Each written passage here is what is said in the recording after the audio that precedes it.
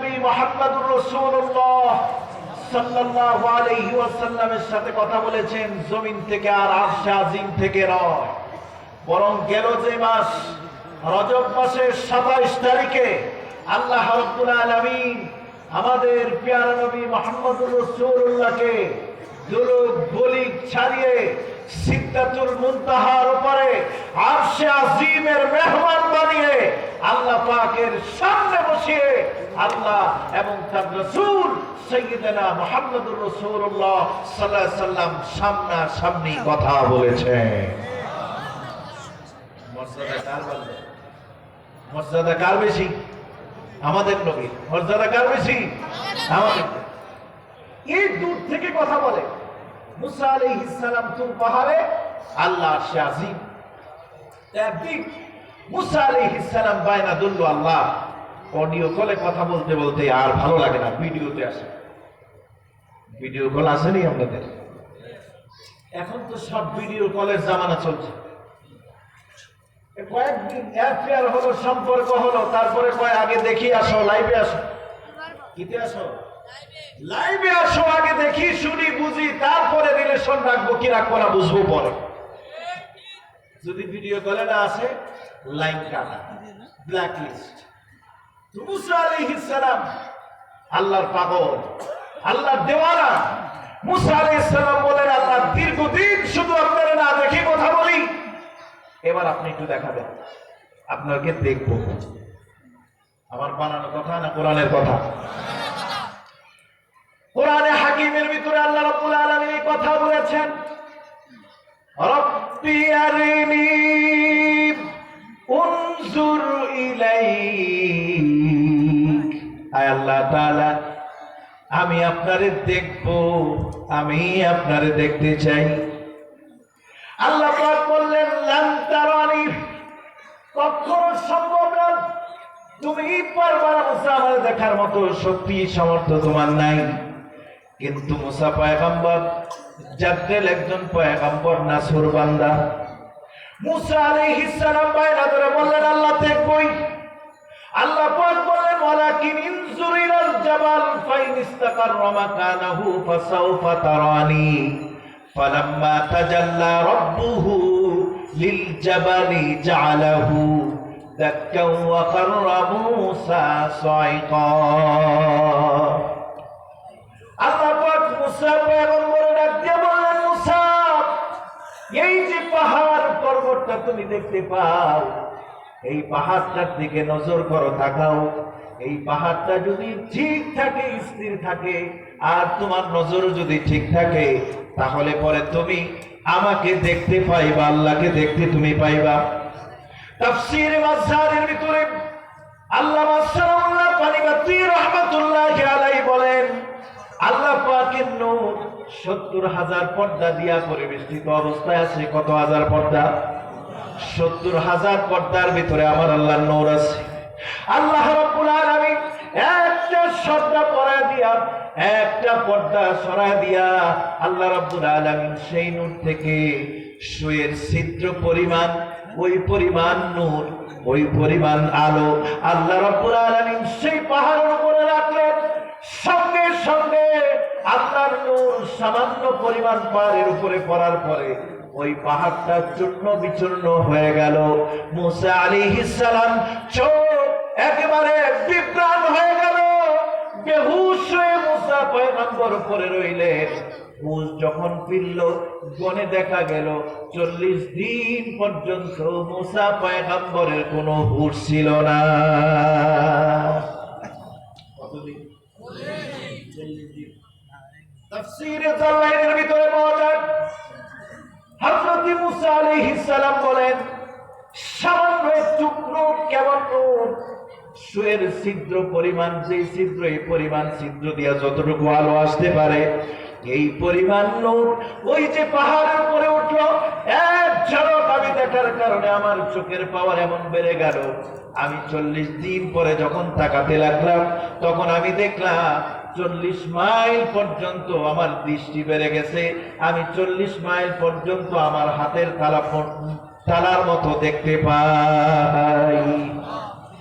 হাতের তালা যেমন কাছে থেকে দেখি, মুসা আলাইহিস সালাম বলেন, আমি 40 মাইল পর্যন্ত দেখছি আল্লাহর নূর সামান্য একটু আমার চোখের মধ্যে লাগছে। এই সামান্য নূরের কারণে আমার চোখের জ্যোতি এই পরিমাণ বেড়ে গেছে।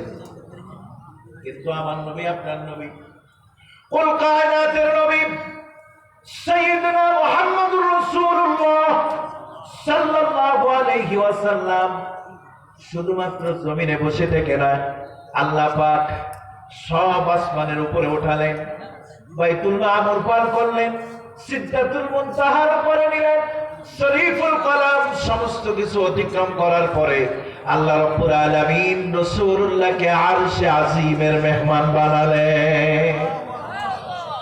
আল্লাহর রাসূল فكان قاب قوسين أو أدنى, একটা ধনুক তীর পরিমাণ দূরত্বে আল্লাহ এবং তার রাসূল।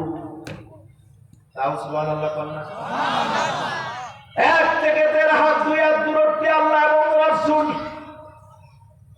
আল্লাহ পাকের রাসূল রাআইতু রাব্বি আযজা ওয়া জাল। আব্দুল্লাহ ইবনে আব্বাস রাদিয়াল্লাহু তাআলা আনহু বলেন, রাসূলুল্লাহ আল্লাহকে দেখেছেন। আম্মা জান আয়েশা রাদিয়াল্লাহু তাআলা আনহা বলেন, আল্লাহকে আকৃতিতে দেখেন নাই, আল্লাহর নূর দেখছে। কিন্তু দেখছে এই কথা সত্য, সুবহানাল্লাহ, দেখছে এই কথা সত্য, কিন্তু আমার রাসূল কুল কায়নাতের নবী মুহাম্মদুর রাসূলুল্লাহ সাল্লাল্লাহু আলাইহি ওয়াসাল্লাম সামনাসামনি বসে আল্লাহর সাথে কথা বলেছেন। তিনি সেন্সলেস হন নাই, চোখের দৃষ্টিও নষ্ট হয় নাই, বরং পৃথিবী থেকে যেমন গিয়েছিলেন তেমনই আছেন। ফাআওহা ইলা আবদিহি মা আওহা, আল্লাহ পাক যা কিছু বলার ছিল, ওহী নাযিল করার কথা ছিল, সব কিছুই নবী মুহাম্মদুর রাসূলুল্লাহকে আল্লাহ পাক সরাসরি বলছেন। মুসা আলাইহিস সালাম জমিন থেকে আল্লাহর সাথে কথা বলেছেন। এরপরে সামান্য নূর দেখার কারণে মাথা বেহুশ হয়ে পড়ে গেছেন, সেন্সলেস হয়ে গেছে। কিন্তু আমার নবীর মর্যাদা বেশি, এই জন্য আল্লাহ পাক রাসূলুল্লাহকে জমিন থেকে আরশে আজিমের মেহমান বানায়া সেনা সরাসরি কথা বললেন। কিন্তু রাসূলুল্লাহ চোখ, শরীর, দেহ, মন কোনো কিছুতেই কোনো সমস্যা হয় নাই। যেমন গিয়েছিলেন সুস্থ মানুষ, তেমনি ভাবে আবার সেই পথ দিয়া আবার বাইতুল মুকাদ্দাসে উম্মে হানির ঘরে এসে শুয়ে পড়লেন। সুবহানাল্লাহ। বলতেছিলাম মুসাকে আল্লাহ পাক বলছেন মুসা কালিমুল্লাহ, আর কোরআনের নাম দিয়েছেন কালামুল্লাহ। কালামুল্লাহ শরীফ থেকে এখন তেলাওয়াত করবেন। কালামুল্লাহ শরীফটা আনো, কোরআনের নাম আছে না কালামুল্লাহ শরীফ, আছে কিনা বলেন? তাহলে কালামুল্লাহ আর কালিমুল্লাহর মধ্যে পার্থক্য কি? ওই মুসা আলাইহিস সালাম সেখানে গেছেন আল্লাহর সাথে কথা বলবেন। তো কথা বলতে বলতে এক সময় আল্লাহ পাক বলছেন, মুসা তোমার সাথে তো আমি সরাসরি কথা বলি, এই জন্য তুমি খুব খুশি, নিজেকে আত্মতৃপ্তির ঠেকুর তুলো। কিন্তু তোমার কি মনে হয় তোমার এই মর্যাদা অন্য কোন নবী অথবা উম্মতদেরকে আমি দিব? মুসা আলাইহিস সালাম কয়, আল্লাহ এই মর্যাদা মনে হয় আর কাউকে দিবেন না। আল্লাহ রাব্বুল আলামিন বলেন, মুসা রে তোমার ধারণা ভুল। আমি এই কোরআনুল কারীম শেষ জামানায় একটা কিতাব নাযিল করব, আখিরি নবী মুহাম্মদুর রাসূলুল্লাহর উপরে। তার উম্মতের মর্যাদা হবে সমস্ত নবীর উম্মতের উপরে বেশি। সব নবীর উপরে আমার নবী মুহাম্মদের মর্যাদা যেমন বেশি, ওই নবীর কারণে, ওই নবীর উপরে নাযিলকৃত কোরআনের কারণে ওই উম্মতের মর্যাদাও আমি আল্লাহ বেশি দিয়া দিব। রাসূলুল্লাহ বলেছেন, আমার উম্মতেরা অর্থাৎ আমরা যতক্ষণ পর্যন্ত জান্নাতের ভিতরে দাখিল না হব, জান্নাতের ভিতরে প্রবেশ না করব, ততক্ষণ পর্যন্ত আদম থেকে ঈসা রূহুল্লাহ পর্যন্ত কোন পয়গম্বরের উম্মতেরাই জান্নাতে প্রবেশ করতে পারবে না। নেতা আমাদের, সরদার আমাদের, ওই হাসরের ময়দানে দাপড়ো, জোরে বলেন না আমাদের। কারণ সবচেয়ে বড় নেতা যিনি, তার সামসাদের মর্যাদাও বেশি, দাম বেশি। প্রধানমন্ত্রীর ড্রাইভার খেলায় থাকা যায়, প্রধানমন্ত্রীর পিএস, প্রধানমন্ত্রীর বাবুর্চি, প্রধানমন্ত্রীর ঝাড়ুদার, কাজের লোক। নেত্রকোনা গেলাম ওয়াজ করতে, রাস্তায় এমন, এই রাস্তায় যদি 6 মাসের ডেলিভারির কোনো মহিলা গাড়িতে উঠে তো ডেলিভারি হয়ে যাবো 6 ঘন্টা। এগুলো রাস্তার হাল উপজাতি কি জানি খ্রিস্টান, নামটা ভুলে গেছি আমি। লোকদের জিজ্ঞাসা করলাম এমপি না, প্রধানমন্ত্রীর বাড়ির কাজের লোক। প্রধানমন্ত্রীর কাজের লোক যদি এমপি হয়, এই এমপি জীবনে সংসদে যায় আর 2 মিনিট কথা বলতে পারবে? এই ঝাড়ুদার, মুসলিদার, গুন্ডা, পান্ডা, নর্তকী, নষ্টা, ভ্রষ্টাদেরকে সংসদে জায়গা করে দিয়েছিল। দেশে ভালো মানুষের অভাব, যত সব কুলাঙ্গার। এই বর্তমানেও কিছু নষ্ট উপদেষ্টা আমাদের এই ইউনূস সাহেব ঢুকাইছে। তার মধ্যে 1 নম্বরের নষ্টা ভ্রষ্টা হলো ফারুকী, ঠিক না বলো? আরেকটা হলো আসিফ নজরুল। এদের রাতের বেলার কার্যকলাপ যদি এই জাতি জানতো, জুতা পিটা করে দেশ থেকে তাড়ায় দিত। কি আফসোস! সংস্কার চাই। রক্ত দিল আমাদের ছেলেরা, তরুণরা রক্ত দিল, তাদের কেউ নাই। যে কয়জন তরুণ সেখানে গেছে, ইল্লা মাশাআল্লাহ, তারা বাজিমাত করে দিয়েছে। এই তরুণরা আজকে 2 জন পদত্যাগ করলো। বাংলাদেশে ক্ষমতায় বৈশা পদত্যাগ করছে। ওই ষাঁড় গরু যেমন বাচ্চা দেওয়া অসম্ভব, কোন মন্ত্রী এমপি পদত্যাগ করাও আমাদের দেশে এই ঘটনা আছে যে না, আমি এই সেক্টরে আমি ফেল, দুর্নীতিগ্রস্ত হয়ে গেছে আমার মন্ত্রণালয়, এই জন্য আমি মন্ত্রী পদত্যাগ করলাম। বিশ্বের সব দেশে মান সম্মান আছে, মান সম্মানের ইজ্জত আছে, কিন্তু বাংলাদেশে যত যাই বলুক ভাই, তাল গাছটা আমার চাই। মন্ত্রী তো আছে, কিন্তু এই 2 জন উপদেষ্টা আজকে পদত্যাগ করলো। এই তারুণ্যের অহংকার, এই হাসানাত আব্দুল্লাহ, আরেকজনের নাম জানি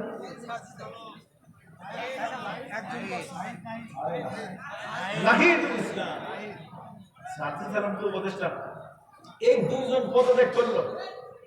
যাদের ভিতরে রুচিবোধ আছে, দেশত্ববোধ, মাতৃভাষার প্রতি মহব্বত যাদের আছে, ইসলামের মূল্যবোধ যাদের আছে, এই সমস্ত তরুণদেরকে আগামীর দিনে নিজেদের নেতা বানায় নিবে।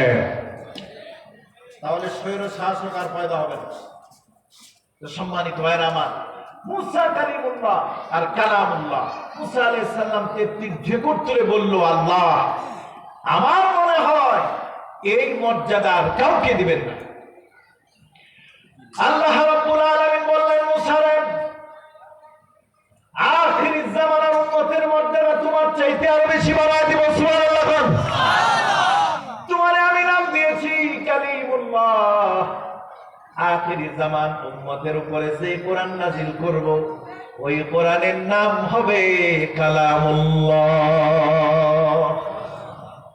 আল্লাহর কালাম। তুমি আমার সাথে কথা বলো, তোর পাহাড়ে আইসা তুমি আমার সাথে কথা বলো, তোর পাহাড় ছাড়া আমি তোমার সাথে কথা বলি না। কিন্তু মুসা আখিরি নবী, উম্মতেরা ঘরে যদি নামাজ পড়ে, কোরআন যদি তেলাওয়াত করে, মসজিদে যদি নামাজ আদায় করে, বারান্দায় যদি পড়ে, হাঁটতে হাঁটতে যদি পড়ে, মাঠে ঘাটে জমিনে বসে যখনই কোরআন তেলাওয়াত করবে, আমি আল্লাহ ওই বান্দাদের সঙ্গে, বিশ্ব নবীর উম্মতের সঙ্গে যেখানে খুশি সেখানে বসে শুয়ে বসে আমি আল্লাহ তাদের সাথে কথা বলবো। তোমার জন্য নির্দিষ্ট স্টেশন আছে, তোর পারে আসা লাগবো, কিন্তু উম্মতি মুহাম্মাদের জন্য নির্দিষ্ট স্টেশনে আসার কোনো দরকার। সম্মানিত ভাইরা আমার, এই কোরআনুল কারীমকে আল্লাহ পাক সমস্ত পয়গম্বরদেরকে, আসমানি কিতাবকে আল্লাহ রাব্বুল আলামিন সমস্ত পয়গম্বরদেরকে আল্লাহ পাক শিক্ষা দিয়েছেন। সমস্ত পয়গম্বরদের সরাসরি শিক্ষক হলেন আল্লাহ।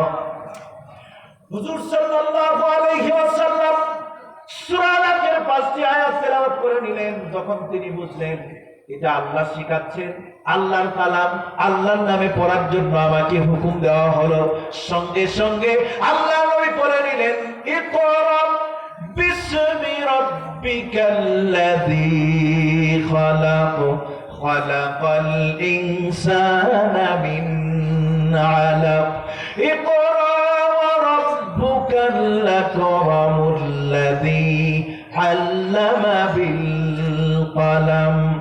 হযরত ঈসা রূহুল্লাহ ছোট্ট মানুষ, বয়স তার 5 বছর। হযরত মারিয়াম আলাইহিস সালাম মক্তবের ভিতরে ভর্তি করে দিলেন। উস্তাদজির সামনে ছোট্ট ঈসা রূহুল্লাহ হাজির।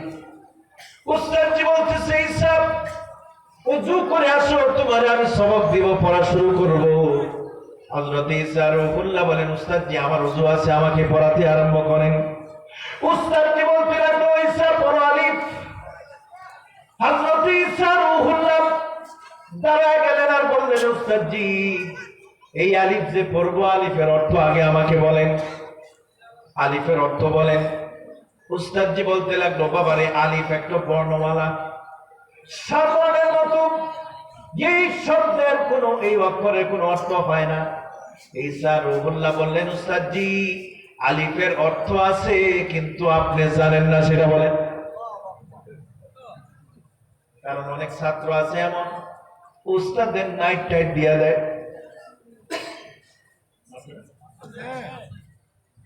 আবার কিছু উস্তাদ আছে মেন্টাল পাগল ছাগল, কি পড়ায় ওই যে বুঝেন। ওই যে ঘটনা শুনছেন না আপনারা, আমি বাড়ি থেকে আসতে সময় লাগছে 3 ঘন্টা, রাস্তা ভাঙা চলা ছিল। কত? আমার বয়স কত? কি করবো আপনারা জানেন? সব ছাত্রগুলা চুপ করে রইল। একটা ছাত্র ছিল একটু দুষ্ট, এদিকে তাকা, এদিকে তাকা। তো দুষ্ট ছাত্র চিন্তা করলো, এই পাগললে তো টাইট দেওয়া লাগে। স্যার আপনার বয়স 60, অঙ্ক বুঝা। আমাদের বাড়ির পাশে হাসু পাগলা আছে, ওই হাসু পাগলা হইল হাফ প্যান্টের, ওর বয়স 30। আর আপনার দিকে আমার মনে হয়েছে আপনি ফুল প্যাকেজ, ফুল পাগল, এই জন্য আপনার বয়স 60। আসলে এরকম ঈসা রূহুল্লাহ বলতেছেন, আরে উস্তাদজি আলিফের অর্থ আছে তো। উস্তাদ বলল, বাবা তুমি পারো নাকি? না পারি, কত বলো।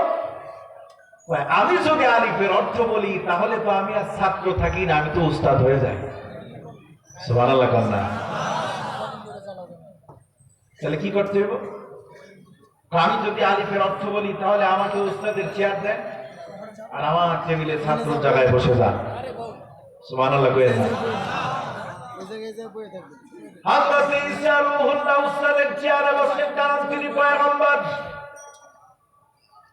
ছোটবেলা থেকেই সমস্ত পয়গম্বরদেরকে আল্লাহ পাক তীক্ষ্ণ বুদ্ধি দিয়ে থাকেন, জ্ঞান দিয়ে থাকেন। সুবহানাল্লাহ।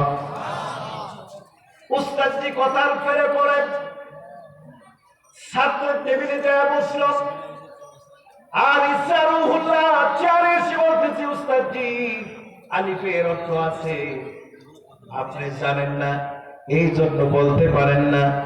এই আলিফ দ্বারা তামাম পৃথিবীর সমস্ত জগতের সৃষ্টি যিনি করেছেন, খালেক যিনি, ওই আলিফ দিয়ে আমার আল্লাহর নাম আল্লাহ আলিফ দিয়ে লেখে। এই আলিফ দিয়া সূরা ফাতিহা আল্লাহ পাক লিখলেন, এই আলিফ দিয়া পড়া শুরু করলেন, এই আলিফ দিয়া আয়াতুল কুরসি আল্লাহ পাক শুরু করলেন।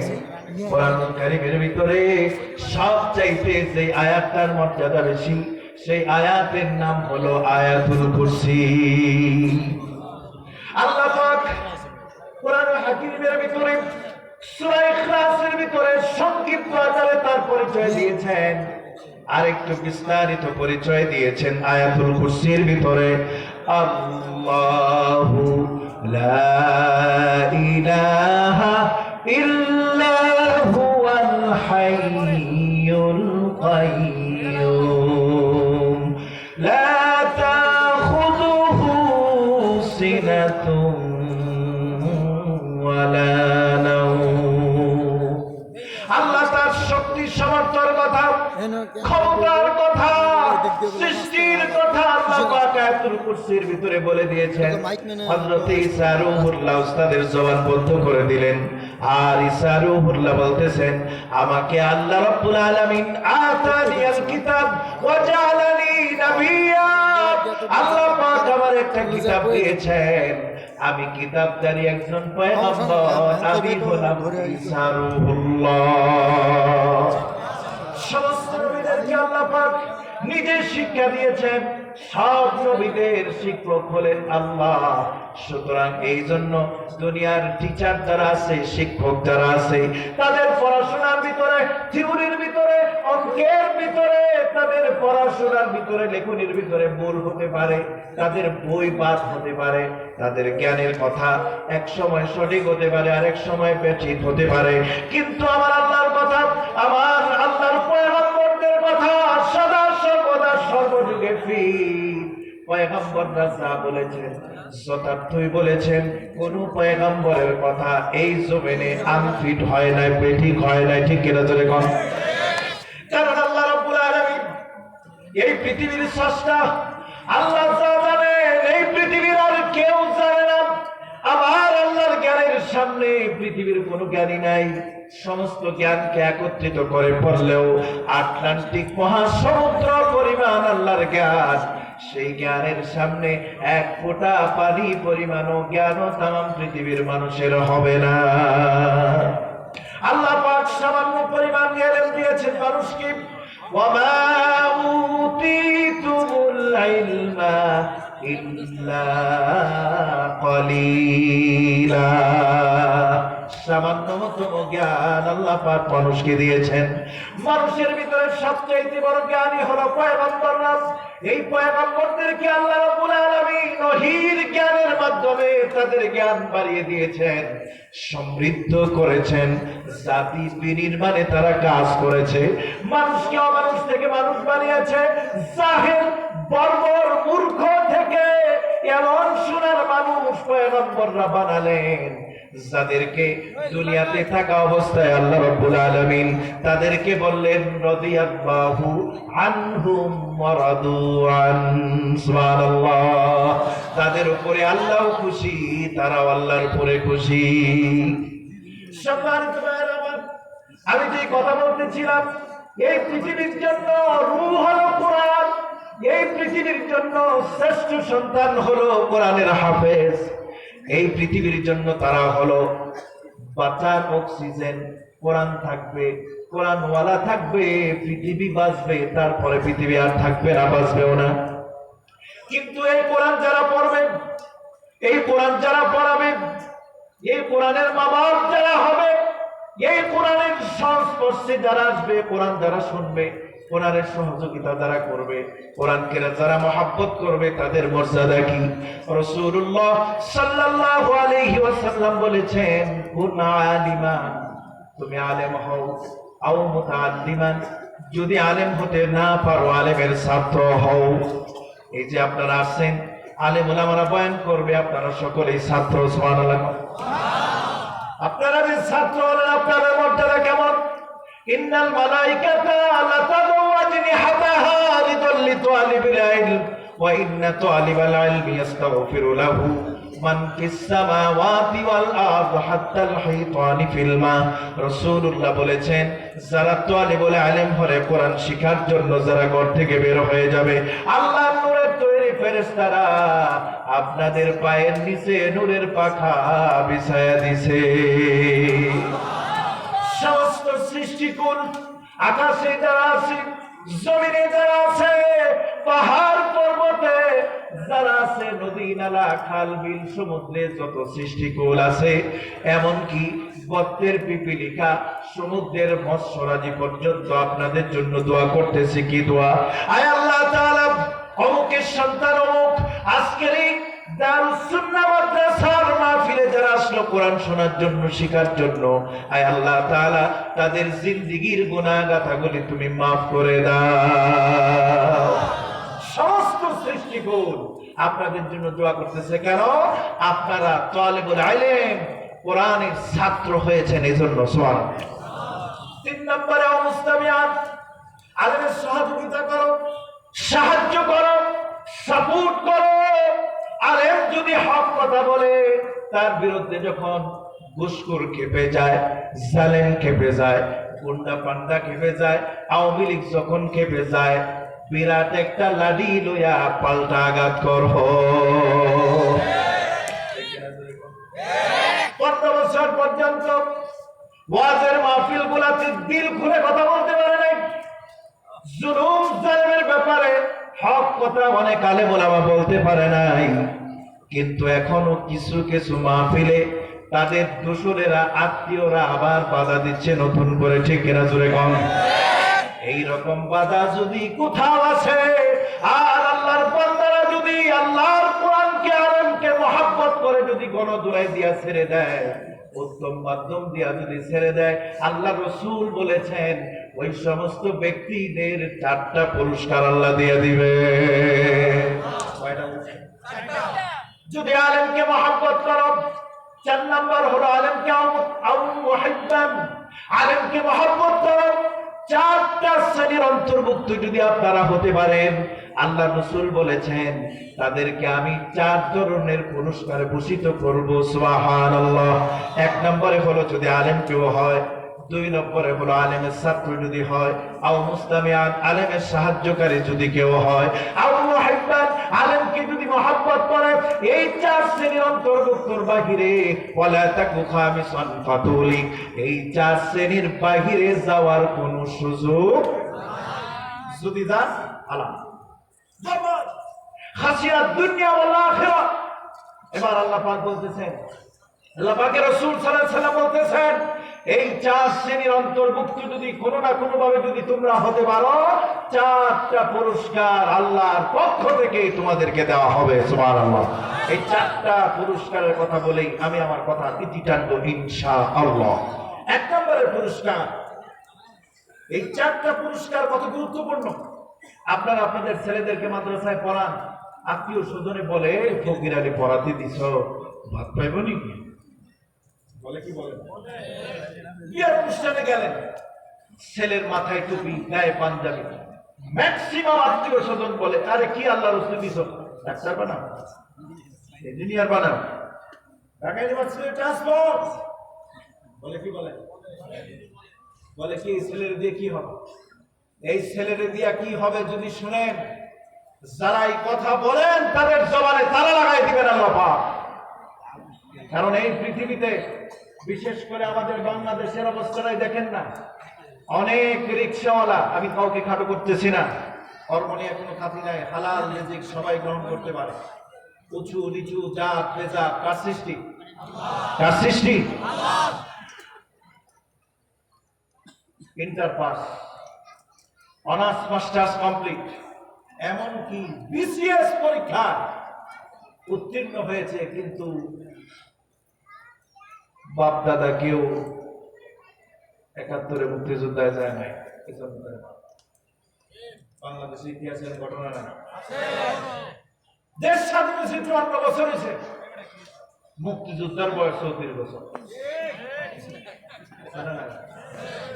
আপনাদের এলাকার মুক্তিযোদ্ধা মন্ত্রী আছিল, হায় হায় হায় হায়, খবর কি? 2 দিন আগে পেপারে দেখলাম উনি যে ভুয়া, মুক্তিযোদ্ধা। তাই চিন্তা করেন, যেই দেশের মুক্তিযোদ্ধা মন্ত্রী নিজেই ভুয়া, সেই দেশের মুক্তিযোদ্ধাদের হালত কি? টুকায় টুকায় আইন না, 34 বছর, 42 বছর, 44 বছর। জিজ্ঞাসা করা হইল, মিয়া সাহেব এ কেমনে মুক্তিযোদ্ধা হয়েছে? ওই ভারপ্রাপ্ত মুক্তিযোদ্ধা। বাপে মারা যাওয়ার সময় ওসিয়ত করে গেছে, বাবা আমি 71 তোর হাতে তুলে দিয়ে গেলাম, যা করে খাইস। দেখেন না, নেম প্লেটের ভিতরে হুন্ডারের পিছু দিন এলাকা, মুক্তিযোদ্ধার বাগিরা, মুক্তিযোদ্ধার শ্বশুর, মুক্তিযোদ্ধার নাতি, এই মুক্তিযোদ্ধার ট্যাবলেট বিক্রি করে যারা 15 বছর ধোঁকা দিয়েছে, এই সব কয়টা অ্যাটাক করে কলকাতায় বসে চীনাবাদাম খাইছে। যুদ্ধ করে নাই। রাইফেল কি জিনিস চিনে না, ওরা চিনে পিস্তল। ওরা চিনে পিলখানায় কিভাবে আর্মিদেরকে হত্যা করা যায়, ওরা বুঝে স্বপ্ন চত্বরে রাতের বেলা কিভাবে আলমদেরকে হত্যা করা যায়। ওরা 71-এর সময় একটা লাঠি হাতে নেয় না দিয়েছে। এরা এই দেশের মানুষকে ধোঁকা দিয়ে, এই দেশের মানুষকে আবেগ চালিত করে মানুষকে ধোঁকা দিয়েছে। এই জন্য আজকের ইতিহাস, আসল ইতিহাস এক এক করে বের হতে আরম্ভ হয়েছে। যারা জাতির পিতা দাবি করত, আগামী দিনে দেখবেন ইনি হলো জাতির সবচাইতে বড় ষড়যন্ত্রকারী। এবং জাতির 12টা বাজায় দিয়ে গেছে উনি। 7 দফার দাবি, ওই 7 দফার দাবির ভিতরে নাম্বার 1 দাবি ছিল বাংলাদেশের পররাষ্ট্র নীতি বলতে কিছুই থাকবে না, বাংলাদেশ বলতে আলাদা কোনো রাষ্ট্র হতে পারবে না। ওই ইন্দিরা গান্ধী যা বলবে তাই বাংলাদেশকে মেনে নিতে হবে। ওই 7 দফার ভিতরে ওইটাই ছিল, আর শেখ মুজিব সেটার ভিতরেই সাইন করেছিল। ধোঁকা দিয়েছে আমাদেরকে। কারণ আন্দোলন সংগ্রাম শুরু হলে যেই নেতা অসহায় আত্মসমর্পণ করে, আজ যাই হোক সে কখনো বীর পুরুষ হতে পারে না। সম্মানিত ভাইরা, আমার সময় শেষের দিকে আসতেছেন। আমি আমার 4টা পয়েন্টে বলি। 1 নম্বরে বলছি যে আল্লাহ রাসূল বলছেন আলেম হয়ে যাও। 2 নম্বরে ছাত্র হও। 3 নম্বরে সাহায্যকারী হও। 4 নম্বরে আলেমকে মহব্বত করো। এই 4 শ্রেণীর অন্তর্ভুক্ত হলে আল্লাহ পাক তাকে 4টা পুরস্কার দিবেন। কয়টা পুরস্কার? 1 নম্বরের পুরস্কার, যে আলেমকে মহব্বত করবে অথবা ভালোবাসবে, ছাত্র হবে, সাহায্য যারা করবে, মহব্বত যারা করবে, আল্লাহ রাসূল বলেছেন তাদেরকে আল্লাহ পাক দুনিয়াতে সম্মানের জীবন দান করবে। কুলিল্লাহুম্মা মালিকাল মুলকি তুতিল মুলকা মান তাশা ওয়া তানজিউল মুলকা মিম্মান তাশা ওয়া তুইজ্জু মান তাশা ওয়া তুযিল্লু মান তাশা বিয়াদিকাল খায়র ইন্নাকা আলা কুল্লি শাইইন কাদির। সমস্ত ক্ষমতা কার? সম্মান দেওয়ার মালিককে, অসম্মান করার মালিককে। 15 বছর যাদেরকে তুমি জেলখানায় রাখলা, ট্যাবলেটও খাওয়াতে দিলা না, চিকিৎসা করতে দিলা না, কিন্তু আল্লাহ পাক ওই আপু সিং নেত্রীকে এমন ভাবে দেশ থেকে আল্লাহ পাক সম্মান দিয়া, ভিআইপি বিমান দিয়া আল্লাহ পাক তার চিকিৎসার জন্য বিদেশে পাঠালো। আর 15 বছর পর্যন্ত প্রধান বিচারপতির একটা চেয়ার যে কলঙ্কিত করলো কালা মানিককে, ওই মানিকরে তুমি কলা পাতার ভিতরে শোয়া রাখলা। শুধু শোয়া রাখে না, মালিকের শরীরে কোনো কাপড় চোপড় ছিল না, কলা পাতার ভিতরে ছোঁয়া। এরপরে গ্রেফতার করে যখন তাকে কোর্টে তোলা হলো, এমন মাইক দিল এই দেশের তৌহিদি জনতা, ছাত্র জনতা। এরপরে কি হইল? জুনজুনি 2টা ফাড়ায় লাইছে। এমন মাইক দিয়েছে, জুনজুনি বুঝেননি, পিসি বুঝেননি, পিসি একেবারে পিসি ফাড়ায়া হসপিটালে ফাড়ায় দিছে। কি করলো? আল্লাহ পাক সম্মানের মালিক। দুনিয়ার সব শক্তি মিলে আপনার আমার সম্মান কেউ দিতে পারবে না যদি আল্লাহ না দেয়। আর আল্লাহ যদি সম্মান দেয়, পৃথিবীর কেউ অসম্মানই করতে পারবে না, বিশ্বাস আছে তো? আল্লামা মামুনুল হক জেলখানায় গেল, খালেদ সাইফুল্লাহ ইউবি জেলখানায় গেল, সাখাওয়াত হোসেন নাজি গেল, দেওয়ার হোসেন সাইদি রহমাতুল্লাহি আলাইহি জেলে গেলেন। তা আজকে দুনিয়াতে নাই, যারা দুনিয়াতে আছে আল্লাহ পাক জিন্দা মুর্দা সব আলেম উলামারে আল্লাহ আকাশ চুম্বি মর্যাদা বাড়ায় দিছে। 5 তারিখের বিকাল বেলা ডক্টর ইউনূস জামাতে ইসলামের সমস্ত আলেমদেরকে, কওমি অঙ্গনের আলেমদেরকে, হেফাজতের আলেমদেরকে ডেকে নিয়ে ভিআইপি মেহমান বানায়া বিএনপির কারা নির্বাচন বরণকারী সমস্ত নেতৃবৃন্দকে ডেকে, যারা 15 বছর পর্যন্ত ছিল নির্যাতিত নিষ্পেষিত, তাদেরকে ডেকে ভিআইপি মেহমান বানায়া আল্লাহ রাব্বুল আলামিন তাম পৃথিবীর মানুষকে দেখায় দিয়েছে, যারা মজলুম হয়, যারা অত্যাচারিত হয়, আল্লাহ পাক তাদের সঙ্গে থাকেন, আল্লাহ তাদেরকে ভুলে যান না। এই জন্য আল্লাহ রাব্বুল আলামিন সব মাধ্যমকে একত্রিত করে বাংলাদেশের আকাশের চাঁদের মতো আল্লাহ তাদেরকে উজ্জ্বল করে দিয়েছে। কিন্তু মানিক সোরা, এরপরে গম কামরুল, আমির হোসেন আমু, এরপরে দরবেশ, দরবেশ, এই দরবেশ ঠেলা খায় আর দাঁড়িয়ে কামায় বলাইছে। নাউযুবিল্লাহ। পুলিশের দৌড়া কয়, স্যার আপনার দাড়ি কই? রাগমিয়া দাড়ি রাখা সুন্নাত, জীবন বাঁচানো ফরজ, ওয়াজিব নয়। কত জীবন বাঁচানোর লাগে দাড়িটা কেটে ফেলাইছি, জীবন যদি বাইসা যায় আবার দাড়িটা কেন? তাহলে এরা কি আমাদেরকে বলে আমরা নাকি ধর্ম ব্যবসায়ী? আসলে দাঁড়িয়ে ব্যবসা করে কারা? কারা ব্যবসা করে? ধর্ম নিয়ে ব্যবসা করে কারা? অনেক করে নিয়েছ।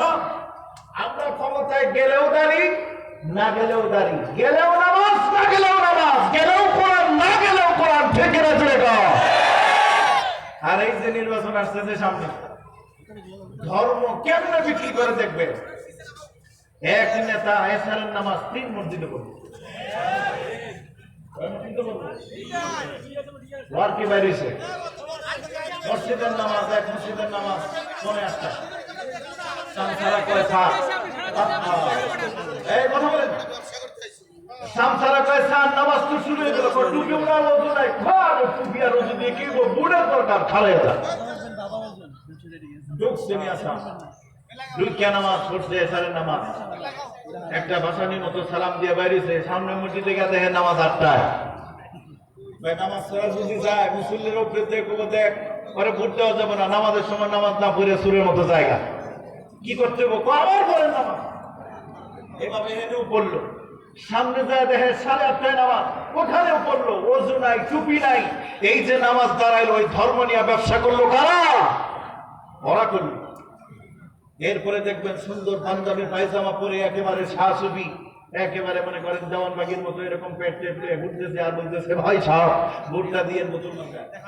কিন্তু ভোট দিলেন, টুপিও নাই, দাড়িও নাই, বাস নেতারে পাওয়া যায় নাইট ক্লাবে। কোথায়? ভোট ক্লাবে পাওয়া যায়। এই সমস্ত নেতার দিন শেষ।